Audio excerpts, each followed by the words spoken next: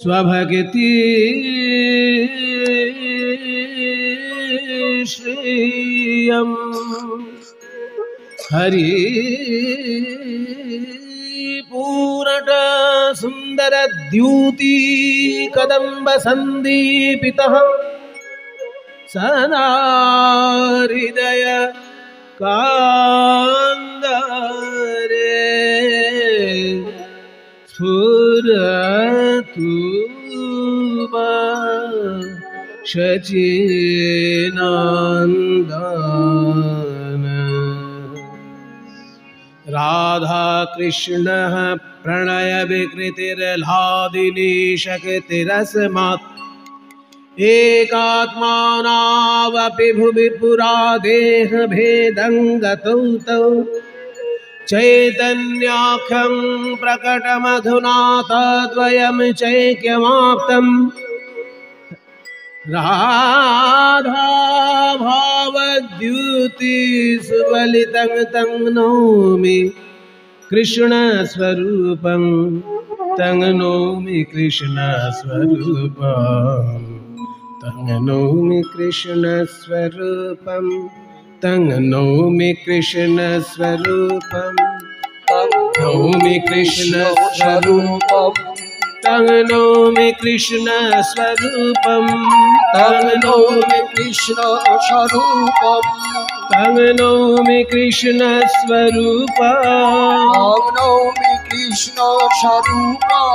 तं नौमि कृष्ण स्वरूपं तं नौमि कृष्ण स्वरूपं तं नौमि कृष्ण स्वरूपं तं नौमि कृष्ण स्वरूपं तं नौमि कृष्ण स्वरूपं तं नौमि कृष्ण स्वरूपं तं नौमि कृष्ण स्वरूपं।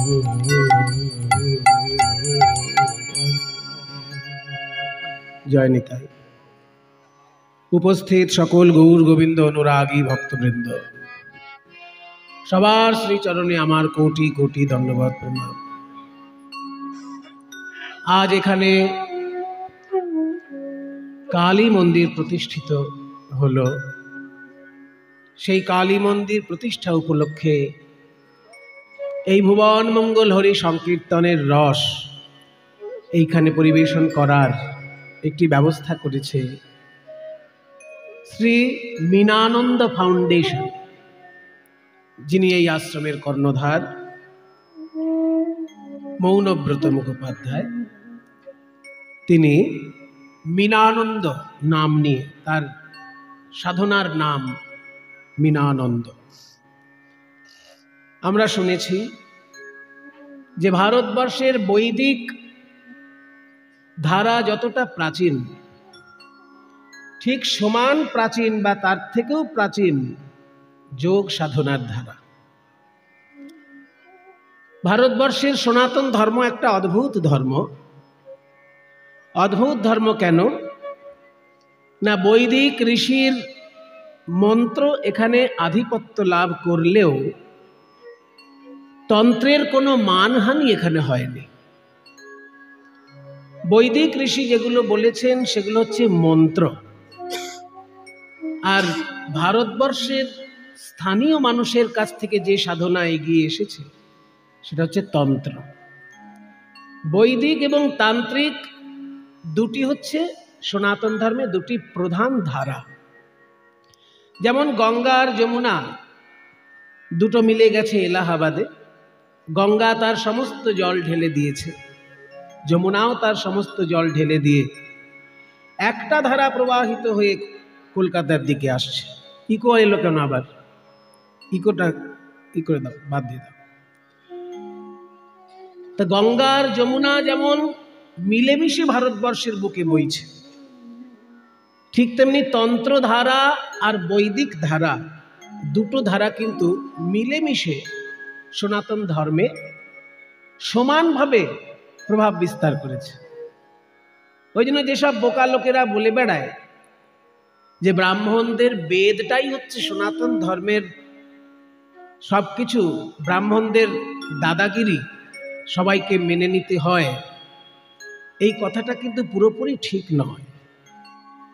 বেদে যদিও ব্রাহ্মণরাই প্রথমত বেদকে যারা প্রচার করেছেন, ব্রাহ্মণ শব্দের অর্থটা কি?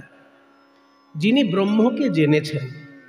ব্রহ্মকে জেনেছেন বলেই তো তার হৃদয়ে মন্ত্রটা বেরিয়ে এসেছে। কই আপনার ভিতর তো কোনো মন্ত্র জাগছে না, আমার ভিতরে তো কোনো মন্ত্র জাগছে না। তাহলে একজন ঋষির ভিতরে যখন মন্ত্র জাগলো, কি করে জাগলো? তিনি ব্রহ্মকে অনুভব করেছেন, তবে তার ভিতর থেকে মন্ত্র বেরিয়ে এসেছে।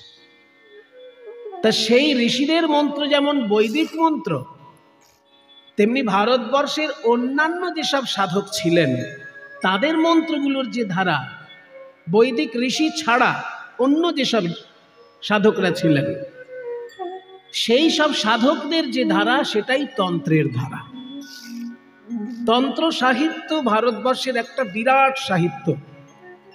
সাধারণ মানুষ তান্ত্রিক মানেই বোঝে যে যদি আমার সোনার আংটি হারিয়ে যায় ওনার কাছে গেলে পাওয়া যাবে, যদি স্বামী স্ত্রীর মধ্যে বনিবনা না হয় তান্ত্রিক বাবা এমন সিঁদুর পরিয়ে দেবে যে স্বামী আমার বসে থেকে একদম উঠতে বললে উঠবে, বসতে বললে বসবে। এইগুলোই আমাদের কাছে আপাতত তন্ত্রের প্রধান বিষয় বলে মনে হয়। কারোর গরু হারিয়ে গেলেও তান্ত্রিকের কাছে আসে, কারোর স্বামী বিপথে গেলে তান্ত্রিকের কাছে আসে, স্ত্রী বিপথে গেলে তান্ত্রিকের কাছে আসে, সোনাদানা হারিয়ে গেলে তান্ত্রিকের কাছে আসে। কিন্তু ওগুলো তন্ত্র সাধনার খুব প্রাথমিক স্তরের ব্যাপার।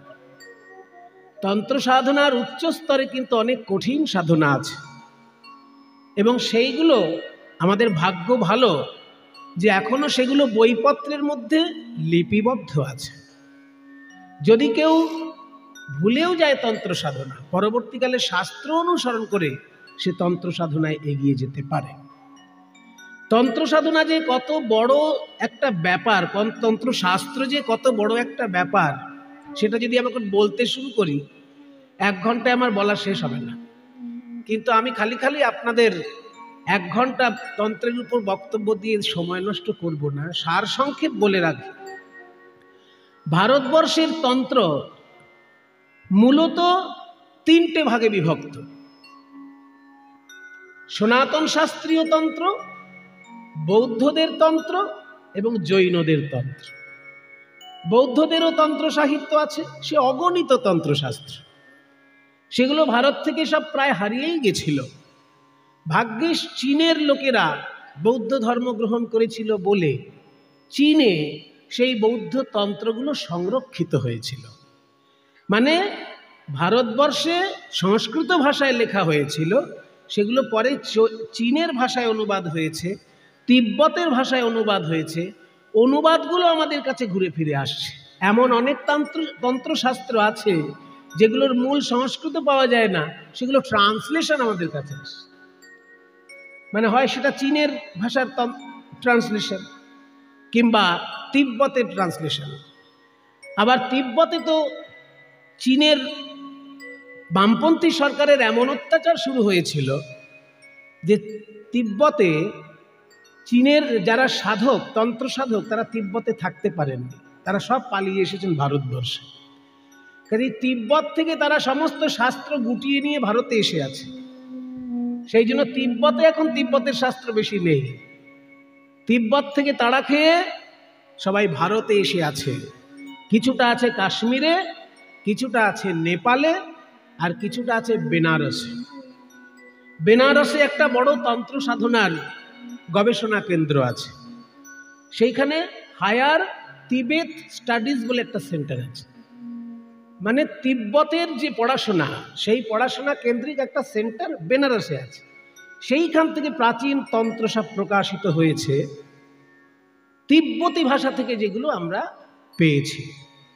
তাহলে বৌদ্ধতন্ত্র, জৈনতন্ত্র আর হিন্দুতন্ত্র। এই হিন্দুতন্ত্রটা আবার এত বিস্তারিত, তার আবার 5টা ভাগ। মানে সনাতন ধর্মাবলম্বীদের যে তন্ত্রশাস্ত্র, তার আবার 5টা ভাগ আছে। বৌদ্ধ জৈনদের তো যাচ্ছিই না আমি, ওগুলো যারা বৌদ্ধ জৈন গবেষক তারা করুক। সনাতন ধর্মের যে তন্ত্রশাস্ত্র, তার আবার 5টা ভাগ বাবা।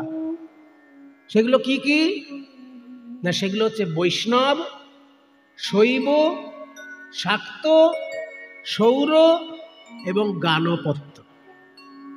যারা বিষ্ণুর সেবক তারা বৈষ্ণব তন্ত্র অনুসারে সাধনা করে। এই পুজো অর্চনা যা কিছু হয় সব কিন্তু তন্ত্র অনুসারে। শ্রীকৃষ্ণের পুজো যেখানেই হবে, রাধারানীর পুজো যেখানেই হবে, পুজো কিন্তু মূলত বৈদিক ধারায় হয় না। বেদের মন্ত্র সেখানে প্রয়োগ হতে পারে, কিন্তু পুজোর যে নিয়মাবলী সেগুলো সব তন্ত্রের। সেই জন্য বিষ্ণুর উপাসক যারা তারা বৈষ্ণব তন্ত্র অনুসরণ করে, শক্তির উপাসক যারা তারা শাক্ততন্ত্র অনুসরণ করে, শিবের উপাসক যারা তারা শৈবতন্ত্র অনুসরণ করে। আর সৌর আর গানপত্য এই দুটো সম্প্রদায় খুব কম আছে, সেই জন্য তাদের বইপত্র খুব বেশি পাওয়া যায় না। সৌর তান্ত্রিক খুব একটা দেখা যায় না, আর গণেশ সেবক তান্ত্রিকও খুব একটা দেখা যায় না। কিন্তু বৈষ্ণব যে তন্ত্র অনুসরণ করে সেই তন্ত্রগুলো আবার বেশিরভাগই বাংলায় পাওয়া যায় না। কি বলবো আপনাদেরকে, আমরা শুধু খাই আর ঘুমাই, কখনো শাস্ত্র নিয়ে চর্চাই করতে ভালোবাসি না। আমরা বাঙালিরা না, খেতে যত ভালোবাসি ঘুমোতেও তত ভালোবাসি। বইপত্র নিয়ে চর্চা করাটা বাঙালির এককালের গর্বের বিষয় ছিল, কিন্তু এখন বোধহয় বাঙালির সেই গর্বটা আস্তে আস্তে হারিয়ে যাচ্ছে। বৈষ্ণব তন্ত্রগুলো বাংলায় পাওয়াই যায় না।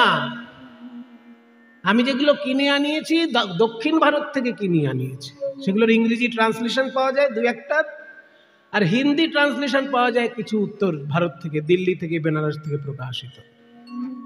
বৈষ্ণব তন্ত্র দুই ভাগে বিভক্ত। একটা হচ্ছে ব্রহ্মার শিষ্য ছিলেন বিখনাস, সেই বিখনাসের যে তন্ত্র তাকে বলে বৈখানস সংহিতা। সেই বৈখানস সংহিতা কিছু পাওয়া যায় দক্ষিণ ভারতে। আর যারা পঞ্চরাত্রের উপাসক ছিলেন, পঞ্চরাত্র মানে 5 রাত ব্যাপী ব্রহ্মা যে জ্ঞান দিয়েছিলেন শিষ্যদেরকে, সেই 5 রাত্রিব্যাপী যে জ্ঞান দিয়েছিলেন ব্রহ্মা, সেই শাস্ত্রকে বলা হয় পঞ্চরাত্র শাস্ত্র।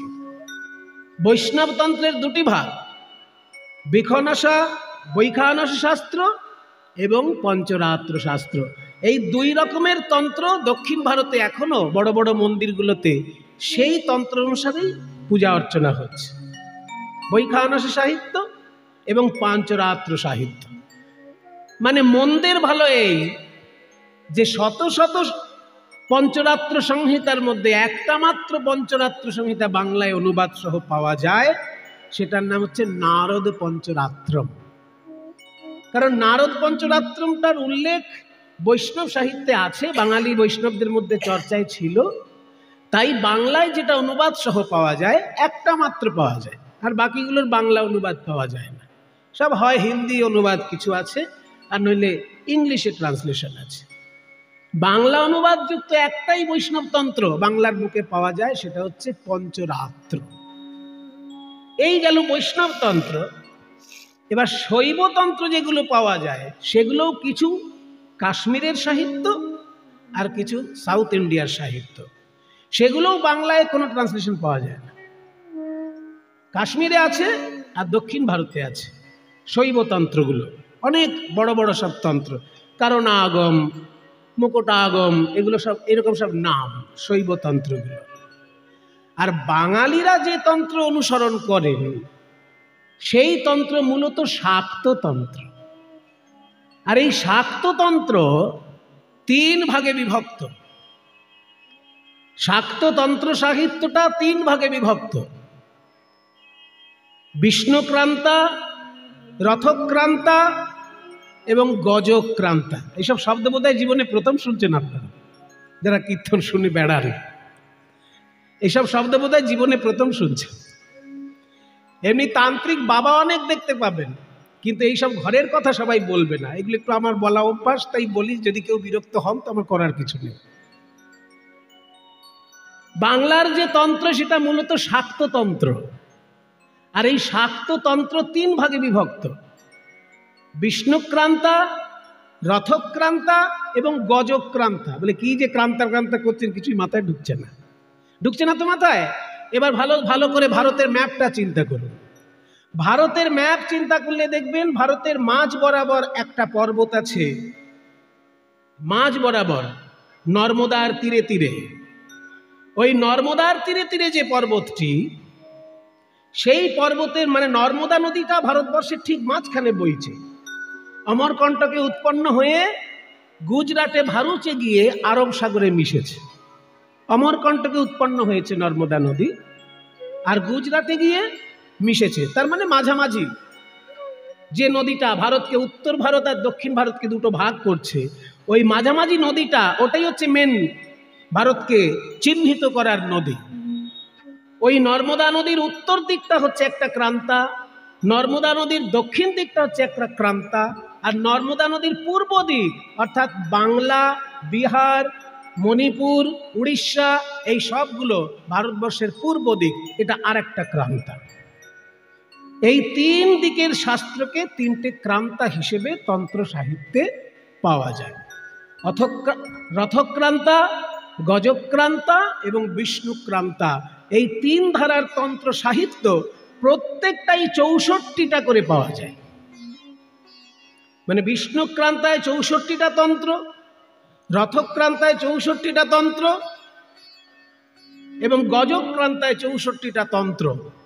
বাঙালি যেহেতু শুধু খেতে আর ঘুমোতে ভালোবাসে, ওই জন্য এই 64x3 আজকাল পাওয়া যায় না। অনেকগুলো হারিয়ে গেছে, অনেক শাস্ত্র হারিয়ে গেছে। শতখানেক বই পাওয়া যায়, সব শুদ্ধ মিলে শতখানেক তন্ত্র পাওয়া যায় বাংলার বুকে। তার মধ্যে কিছু ট্রান্সলেশন আছে, কিছু ট্রান্সলেশন নেই। তো এই যে শখানেক তন্ত্র পাওয়া যায়, সেইগুলোকে অনুসরণ করে সার সংকলন করেছিলেন বাংলার বুকে কৃষ্ণানন্দ আগম বাগীশ। এই যে 64x3 কত হয়? 318 আর 3×4 = মানে 192টা তন্ত্রশাস্ত্র, শুধু শাক্তদের তন্ত্রশাস্ত্র। বৈষ্ণবদের আছে 250টা, বৈষ্ণবদের তন্ত্র 250টা, একটাও চোখে দেখা যায় না ওই নারদ পঞ্চরাত্র ছাড়া। শাক্তদের তন্ত্র হচ্ছে 192টা, তার মধ্যে সবগুলো এখন পাওয়া যায় না। এই 192টা তন্ত্রকে পড়াশোনা করে যিনি এক জায়গায় গুছিয়ে লিখেছিলেন, তিনি হচ্ছেন কৃষ্ণানন্দ আগম বাগীশ। তার বইটাই বর্তমানে বাংলায় সমস্ত তান্ত্রিক অনুসরণ করেন। সেই বইটার নাম হচ্ছে বৃহৎ তন্ত্র সার। এই বৃহৎ তন্ত্র সার কৃষ্ণানন্দ আগম বাগীশ লিখেছিলেন। সেইটা অনুসরণ করেই বর্তমানে বাংলায় যত তান্ত্রিক পুজো অর্চনা হচ্ছে, ওই গ্রন্থটা অনুসারে হচ্ছে। আর তার সঙ্গে আরো একটা গুরুত্বপূর্ণ গ্রন্থ পাওয়া যায়, সেটা হচ্ছে আগম তত্ত্ব বিলাস। খুব মোটা বই, কিন্তু আমার ভালো লাগলো এই যে তান্ত্রিক একটি সংস্থান এইখানে তৈরি হয়েছে, এটা পড়াশোনা করা তান্ত্রিক। ওই শুধু মদ খেয়ে উল্টে পড়ে থাকলে জয় মাতা, ওই ধরনের তান্ত্রিক নয়, পড়াশোনা করা তান্ত্রিক। এই পড়াশোনা করা তান্ত্রিকের বড় অভাব বাংলার বুকে। আমাদের কলকাতার মধ্যে একজন আছেন ভৈরবানন্দ বলে, বরানগরে তিনি থাকেন। আর আমি খুব বেশি সবাইকে চিনি না, কিন্তু এনার সঙ্গে আমার আলাপ হয়েছে, এই মৌনব্রত মুখোপাধ্যায়। উনি দেখলাম ওই যে ওনার বাবা মার ছবি এইখানে আছে, আসলে ওনার বাবা মার ছবি আছে। ওনার বাবা মা যে তন্ত্রাচার্যের কাছে দীক্ষিত হয়েছিলেন, তার লেখা গ্রন্থ আমার কাছে আছে। সেই তন্ত্রাচার্যের নাম হচ্ছে মিহির কিরণ ভট্টাচার্য। মিহির কিরণ ভট্টাচার্যের শিষ্য হচ্ছে এনারাই দুজন, বাবা মার ছবি যেটা। আর এনাদের সুপুত্র হচ্ছেন মৌনব্রত মহাশয়, যিনি এই তান্ত্রিক মন্দির বা সেবা সংস্থান এখানে প্রতিষ্ঠা করছেন। তন্ত্র সাহিত্যের সব থেকে বেশি প্রভাব যার উপর পড়েছিল বাংলার মহাপুরুষদের মধ্যে, ব্রিটিশ যুগের কথা বলছি, চৈতন্যদেবের যুগের কথা বলছি না। ব্রিটিশ যুগে যার উপর সব থেকে বেশি তন্ত্রের প্রভাব পড়েছিল, তিনি হচ্ছেন নারী শিক্ষার জন্য এবং সতীদাহ প্রথা যিনি রদ করেছিলেন। কি নাম? সতীদাহ প্রথা কে রদ করেছিলেন? রাজা রামমোহন রায়। ওই রাজা রামমোহন রায়ের যিনি গুরুদেব ছিলেন, তিনি খুব বড় তান্ত্রিক ছিলেন এবং তার সাধনার দ্বারা প্রভাবিত হয়েই রাজা রামমোহন রায় দেখলেন যে আমাদের দেশে সাধনায় যখন এতটাই উদারতা আছে, তাহলে নারী জাতির প্রতি এত অন্যায় কেন? শিশুদের শিক্ষা ঠিক হচ্ছে না কেন? এই দুটো দিক খেয়াল করতে গিয়ে রাজা রামমোহন রায়ের উপর প্রথম সেই তান্ত্রিক প্রভাব পড়ায় তিনি উদারপন্থী শিক্ষা ব্যবস্থা আমাদের বাংলায় আনলেন। রাজা রামমোহন রায় যে তন্ত্রটি অনুসরণ করতেন, সেই তন্ত্রটির নাম হচ্ছে মহানির্বাণ তন্ত্র। এবং সেই মহানির্বাণ তন্ত্র রাজা রামমোহন রায় অনুসরণ করতেন বলে পরবর্তীকালে মহর্ষি দেবেন্দ্রনাথ ঠাকুরও সেই তন্ত্র গ্রন্থটি অনুসরণ করতেন। কাজেই মহর্ষি দেবেন্দ্রনাথ ঠাকুর ব্রহ্মধর্ম সম্পর্কে বেশ কয়েকটি গ্রন্থ লিখেছিলেন। তার মধ্যে ব্রাহ্মধর্ম বলে যে গ্রন্থটি মহর্ষি দেবেন্দ্রনাথ ঠাকুর লিখেছেন, তার মধ্যে বেদের মন্ত্র যেমন মূল্যবান, মন্ত্রগুলোকে এক জায়গায় সংকলন করা হয়েছে, ঠিক তেমনি এই মহানির্বাণ তন্ত্রেরও কিছু শ্লোক ওখানে সংগৃহীত হয়েছে। তাহলে আপনারা দেখুন তন্ত্রের প্রভাব কোথায় গিয়ে পড়েছে। রাজা রামমোহন রায়ের উপরে তন্ত্রের প্রভাব, তাই তিনি সতীদাহ প্রথা রদ করলেন এবং নারী শিক্ষা, শিশু শিক্ষাকে উৎসাহিত করলেন। পরবর্তীকালে সেই নারী শিক্ষা এবং শিশু শিক্ষা আবার বিদ্যাসাগর মহাশয় বিশেষভাবে প্রচার করেছিলেন। কাজে এই যে আমাদের বাংলার তন্ত্রের সাধনা খুব অনেক প্রাচীন এক ধারা, কিন্তু দুঃখের বিষয় আমরা শুধু ওই সোনার আংটি হারালেই তান্ত্রিক বাবা খোঁজ করি, আর কোথায় কিছু ঝুট ঝামেলা হলেই, কোনো শত্রু যদি থাকে শত্রুকে দমনের জন্য তান্ত্রিক বাবার কি, কেউ আমার পেছনে লেগেছে তাকে দমন করার জন্য তান্ত্রিক বাবার শরণা হয়, পণ্য হয়। এই লঘু মানে ক্ষুদ্র দৃষ্টি নিয়ে আমরা তন্ত্রকে দেখি, কিন্তু তন্ত্রের মূল বিষয়টা হচ্ছে দেহতত্ত্বের সাধনা।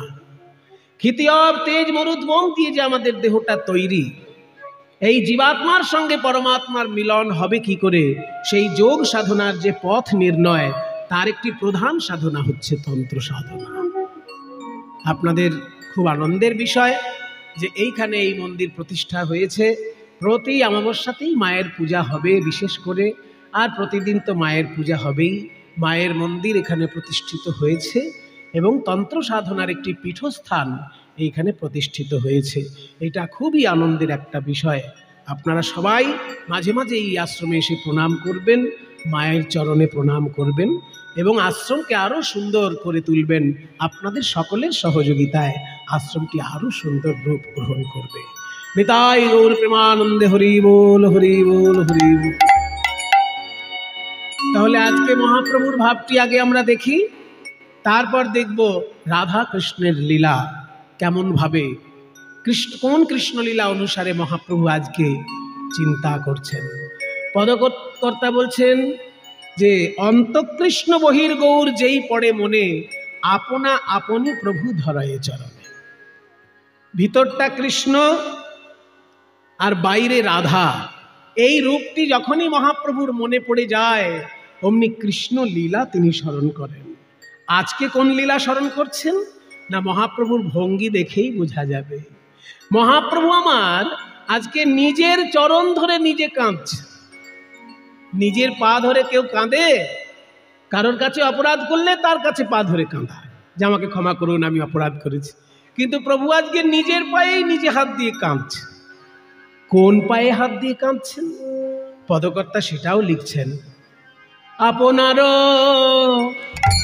বাম পদ ধরিয়া আপনে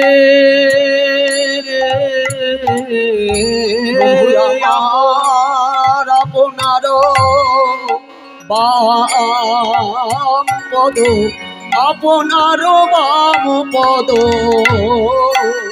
ধরিয়া আপনে মোরে ক্ষমা করো বলি, মোরে ক্ষমা করো করো বলি প্রভু কাঁদে ঘনে ঘনে। আহারে মোরে ক্ষমা করো বলি, বলে আমায় ক্ষমা করো হে, আমায় ক্ষমা করো হে,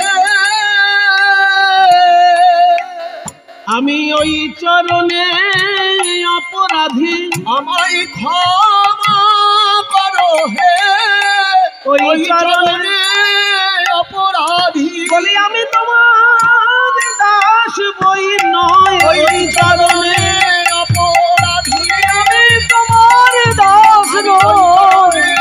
বলে আমি দাস বই নয় হে, অপরাধী, আমি দাস বই তো নয়, অপরাধী, আমি দাস বই তো নয়। ক্ষমা করো হে, মোরে ক্ষমা করো বলি কাঁদে ঘরে ঘরে। মোরে ক্ষমা করো বলি কাঁদে ঘনে ঘনে। আজকে নিজের পায়ে হাত দিয়ে নিজে কাঁদছে আর বলছে আমায় ক্ষমা করো, আমায় ক্ষমা করো। কি ব্যাপার, কি বোঝা যাচ্ছে না তো? মহাপ্রভু ভাবটা কি? হাঁ করে সবাই দেখছে মহাপ্রভু মুখের দিকে, কেউ কিছু বলছে না।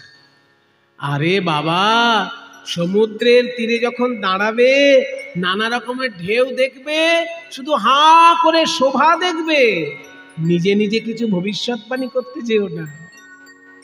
তুমি যদি বলো যে এই ঢেউটা বড় হবে, দেখা যাবে সেই ঢেউটা ছোট হয়ে গেল।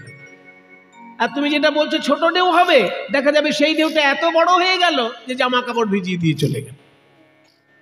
কাজেই সমুদ্রের তীরে দাঁড়িয়ে সমুদ্রের শোভা দেখতে হয়, ভবিষ্যৎবাণী করতে নেই।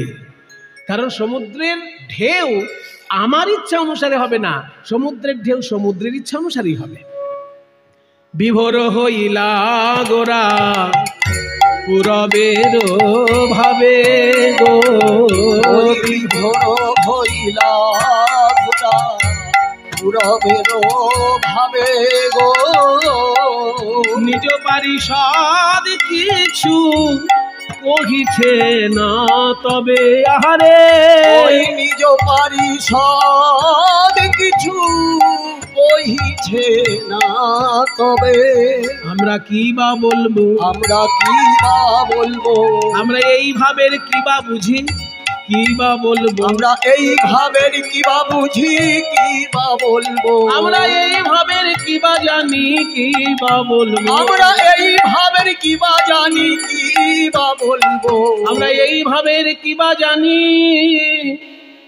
এই যে কোটি সমুদ্র গম্ভীর ভাব, এই ভাবের কি বা জানি, কোটি সমুদ্র গম্ভীর আমরা ভাব, এই ভাবের কি বা জানি, কোটি সমুদ্র গম্ভীর আমরা ভাব, এই ভাবের কি বা জানি, কোটি সমুদ্র গম্ভীর আমরা ভাব, এই ভাবের কি বা জানি, কোটি সমুদ্র গম্ভীর আমরা ভাব। কি বা বলবো, ও নিজ পারিষদ কিছু কহিছে না তবে। ভক্তগণ মহাপ্রভুর মুখের দিকে হাঁ করে তাকিয়ে রয়েছেন, মুখে কিছু বলছেন না, কারণ মহাপ্রভু ভাবের সমুদ্র। আমরা কি জানি ওই ভাব সম্পর্কে যে কথা বলবো? কিন্তু বাবা, সমুদ্র সম্পর্কে সবাই কথা বললে সেগুলো মিলবে না, তবে সমুদ্র নিয়ে যারা গবেষণা করে তারা যদি একটা কথা বলে সেটা মিলে যায়। যেমন মনে করুন যারা আবহাওয়া দপ্তরে চাকরি করে, আবহাওয়া দপ্তরে যারা কাজ করছে, তারা দিনরাত সমুদ্রের গতি প্রকৃতি লক্ষ্য করছে। সমুদ্র নিয়ে তারা বিদেশে পড়াশোনা করে এসছে, সমুদ্র নিয়ে দিন রাত এক করে তারা গভীর গবেষণা করেছে। এমনও হতে পারে যে সমুদ্রের দিকে তাকাতে তাকাতে নিজের বউ বাচ্চাকে ভুলেই বসে আছে, এমনও হতে পারে। সেই সমুদ্র নিয়ে যখন কথা বলছে ওই আবহাওয়া দপ্তরের লোকেরা, তখন তো দেখা গেল অক্ষরে অক্ষরে মিলে যাচ্ছে। আজ সন্ধ্যা 7টায় 150 কিলোমিটার বেগে ঝড় আসবে। মৎস্যজীবী ভাইদের বলা হয়েছে সমুদ্র উপকূলে তারা যেন সাবধানে থাকেন, তারা যেন আজকে মৎস্য শিকার করতে সমুদ্রে না যান। এই যে ঘোষণা করে দেওয়া হলো আবহাওয়া দপ্তর থেকে, দেখা গেল ঠিক সন্ধ্যা 7:30টায় 150 কিলোমিটার বেগেই ঝড় এলো। যেমন বলেছিল যেদিক থেকে আসবে সেদিক দিয়ে এসেছে, যেমন তার গতি বলেছিল সেরকম গতিই হলো ঝড়ের। কি করে মিলল? না, তারা সমুদ্র নিয়ে, ঝড় নিয়ে পড়াশোনা করেছে, গবেষণা করেছে। ঠিক তেমনি মহাপ্রভুকে নিয়ে দিনরাত গবেষণা যিনি করছেন তার নাম বাসুদেব ঘোষ। তিনি বলছেন, ভাই আমি চেষ্টা করে দেখব, একবার ভেবে দেখি না মহাপ্রভুর আজকে কি ভাব উদয় হয়েছে। বাসুদেব ঘোষ মনে মনে ভাবছেন, মহাপ্রভু আজকে নিজের পায়ে হাত দিয়ে নিজে কাঁদছে কেন? নিজেকেই ভাবছে কৃষ্ণ, নিজেকেই ভাবছে রাধা। যেদিন রাধা রানী মান করেছিলেন সেই দিন গোবিন্দ আমার রাধারানীর চরণে হাত দিয়ে ক্ষমা চেয়েছিলেন। যেহেতু আজকে নিজেই রাধা, নিজেই কৃষ্ণ, ওই জন্য নিজের পায়ে নিজে হাত দিয়ে কাঁদছেন। হাতটা ভাবছেন কৃষ্ণের আর চরণটি ভাবছেন রাধার। বাসুদেব ঘোষ তাহে করয়ে বিলাস, বাসুদেব ঘোষ তাহে করয়ে বিলাস। দুর্জয় মন রস গোরা চাঁদ করিরা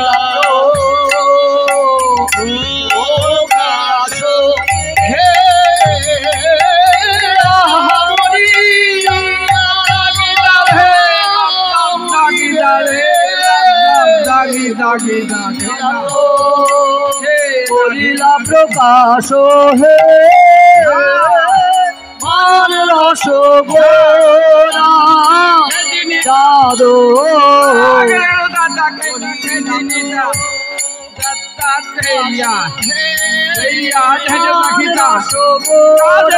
চাঁদ চাঁদ করিলা প্রকাশ হে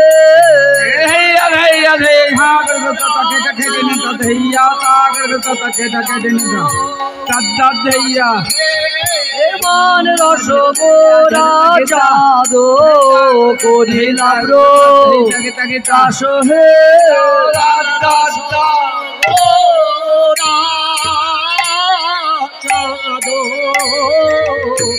করিলা প্রকাশ হে রস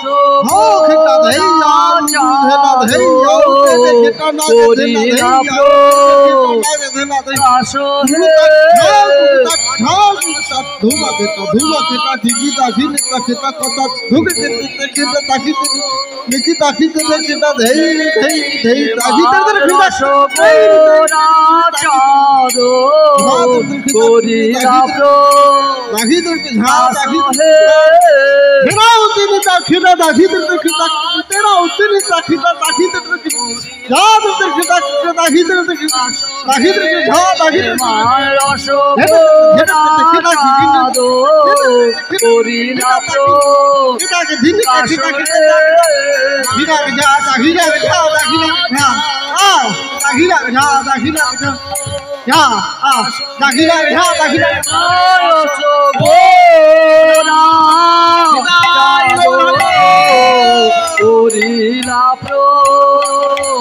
প্রকাশ হে মানরস গোরা চাঁদ করিলা প্রকাশ হে মানরস গোরা চাঁদ করিলা প্রকাশ হে মানরস গোরা চাঁদ